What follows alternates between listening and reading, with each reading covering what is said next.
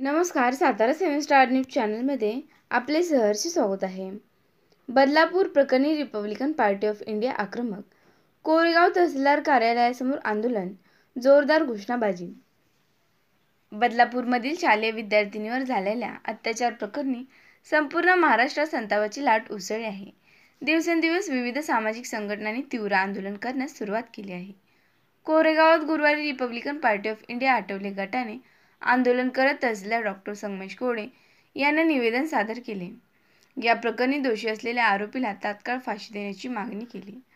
Republican party of इंडियाचे पश्चिम महाराष्ट्राचे प्रमुख संघटक सुरेश येवले यांच्या नेतृत्वाखाली गुरुवारी दुपारी 1:30 वाजता पदाधिकारी कार्यकर्त्यांसमवेत हॉकर्स हक्क संघटनेचे तालुका अध्यक्ष प्रशांत उर्फ नामदेव गुरव, संभाजी ब्रिगेडचे सातारा जिल्हा संपर्क प्रमुख पैलवान वैभव जगदाळे, किसान मोर्चाचे सातारा जिल्ह्याचे पदाधिकारी रमेश माने, रिपब्लिकन पक्षाचे तालुका अध्यक्ष दादासाहेब माने, कोरेगाव तालुका राष्ट्रवादी काँग्रेसचे शरदचंद्र पवार पक्षाचे उपाध्यक्ष दीपक भोसले, सामाजिक कार्यकर्ते हरिभाऊ रसाळ, ज्येष्ठ मार्गदर्शक वसंतराव वाघमारे, अनिल भिसे, किरण बंडलकर, रामदास भागवत, राजन टाक, निलेश कांबळे, चंद्रकांत कांबळे, प्रदीप बोतालजी व युवराज कांबळे यांनी तहसीलदार कार्यालयासमोर जोरदार घोषणाबाजी केली।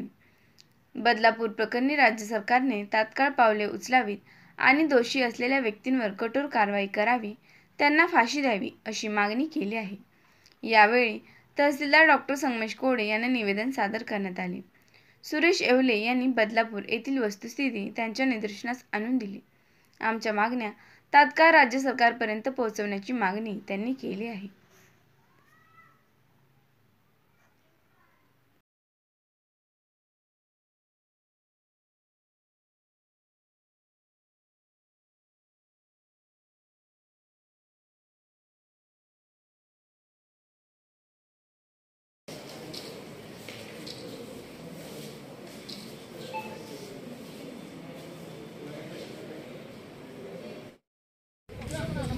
बदलापूर या ठिकाणी दिनांक 12 व 13 ऑगस्ट रोजी तिथल्या आदर्श विद्यालय नावाच्या एका शाळेमध्ये अंगणवाडीत शिकत असलेल्या 4 वर्षाच्या 2 लहान छोट्या मुली, या मुलींच्यावर तिथल्याच शाळेतला एक सफाई कर्मचारी, त्याचं नाव आहे अक्षय शिंदे, हा 24 वर्षाचा नराधम, या नराधमाने वॉशरूमला जाण्याच्या निमित्तानं त्या 2 मुलींना घेऊन तिथे त्यांच्यावर अत्याचार केला आणि अत्याचार केल्यानंतर ही खबर ज्या वेळेला मुलींनी आपल्या आईवडिलांना, त्यावेळेला त्या मुलींचे पालक बदलापूर पोलीस ठाण्यात तक्रार देण्यासाठी गेले। ही तक्रार घ्यायच्या वेळेला तक्रार घेत असताना तब्बल 11 तास त्या पोलीस स्टेशनमध्ये त्या दोन्ही मुलींच्या पालकांना थांबवून फिर्याद घ्यायचं काम 11 तास चाललं होतं।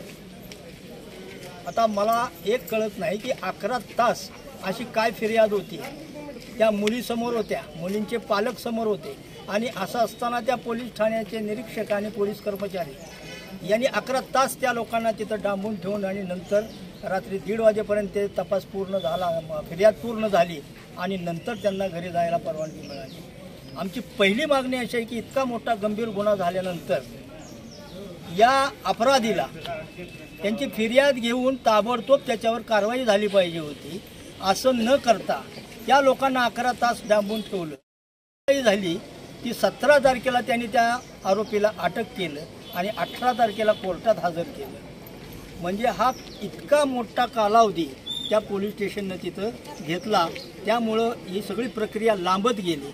म्हणून असल्या बेजबाबदार पोलीस कर्मचाऱ्यांना आणि अधिकाऱ्यांना ताबडतोब निलंबित करावं, त्यांची बदली करण्याने हे काही उद्योग थांबणार नाहीत, तर त्यांची ताबडतोब निलंबनाचे त्यांना आदेश मिळावेत अशी आमची एक मागणी आहे। दुसरी मागणी आमची अशी आहे की त्या शाळेचे जे प्रशासन आहे त्या प्रशासनानं काय उद्योग केला, त्यांनी किती सिक्युरिटी, किती त्या सुरक्षा ठेवली मुलांसाठी, मुलींसाठी, आणि मुलीच्या वॉशरूममध्ये हा सफाई कामगार काय करतो, त्यांना त्याच्याकडे तेच काम होतं, लहान मुलींना वॉशरूमपर्यंत पोहोचवायचं। पण त्याच्यानंतर या प्रशासनानं काही हालचाल केलेली नाही आणि ही तक्रार जेव्हा मुख्यमंत्र्यांच्याकडे गेली तेव्हा माननीय मुख्यमंत्री एकनाथजी शिंदे साहेबांनी तातडीचे आदेश काढून त्या मुख्याध्यापकाने काही शिक्षकांना निलंबित केलं.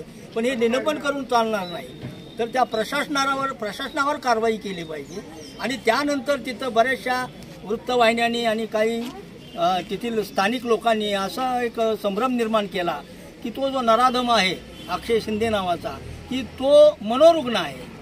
आणि बऱ्याचशा लोकांनी त्याचे पुरावे दिले की तो मनोरुग्ण वगैरे काही नाही, तो चांगला आहे. त्याची 1 सोडून 3 लग्न झालेली आहेत आणि हा इतिहास बदलापूरमध्ये सगळीकडे माहीत आहे. असं असताना सुद्धा त्याला फक्त अटक झालेली आहे. त्यासाठी आमची मागणी अशी आहे की त्याला नुसतं अटक करून चालणार नाही, तर त्याला मरेपर्यंत फाशीची शिक्षा झाली पाहिजे. कारण हे कृत्य इतकं निंदनीय, माणुसकीला काळिमा फसणार आहे. म्हणून ह्या घटना महाराष्ट्रामध्येच काय तर संपूर्ण देशामध्ये घडत आहेत. यासाठी शासनानं काही कायदा करावेत आणि लोकांना अभय द्यावं. आमच्या मुलीबाळींना, आमच्या आया बहिणींना संरक्षण मिळालं पाहिजे. मग ती शाळकरी मुलगी असो, अंगणवाडीतली असो, महाविद्यालयातली असो किंवा प्राथमिक शाळेतली असो, मुलींची जबाबदारी शालेय प्रशासनानं घेतली पाहिजे. त्यांच्या सगळ्या सोयीसुविधा त्या शालेय प्रशासनानं उपलब्ध करून दिल्या पाहिजेत. आणि अन्यथा 1 महिनाभराच्या कालावधीमध्ये या सर्व गोष्टीवर जर आम्ही मागतोय अशी मागणी झाली नाही, पूर्ण झाली नाही, तर आम्ही कोरेगाव तालुक्यातले जे सगळे कार्यकर्ते आहोत, माझ्यासोबत आज तालुका राष्ट्रवादीचे उपाध्यक्ष शरदचंद्र पवार गटाचे दीपक भोसले आहेत, संभाजी ब्रिगेडचे जिल्हा प्रमुख वैभव जगदाळे आहेत, अकर संघटनेचे नामदेव गुरव आहेत, RPIचे तालुकाध्यक्ष दादा माने आहेत आणि आमचे या सगळ्यांचे आमचे सहकारी मित्र, आमचे RPIचे ज्येष्ठ मार्गदर्शक वसंतराव वाघमारे साहेब आहेत, जे पोलीसमध्ये नोकरी केलेली आहे. त्यांनी ते PSI म्हणून रिटायर झालेले आहेत, कायद्याचे अभ्यासक आहेत. आणि या सगळ्यांच्या मार्गदर्शनाखाली आम्ही येत्या महिन्यामध्ये या विषयावर पुन्हा एक जनआंदोलन उभं करू, अशी आमची शासनाची आमची नोंद घ्यावी. एवढं बोलतो आणि थांबतो.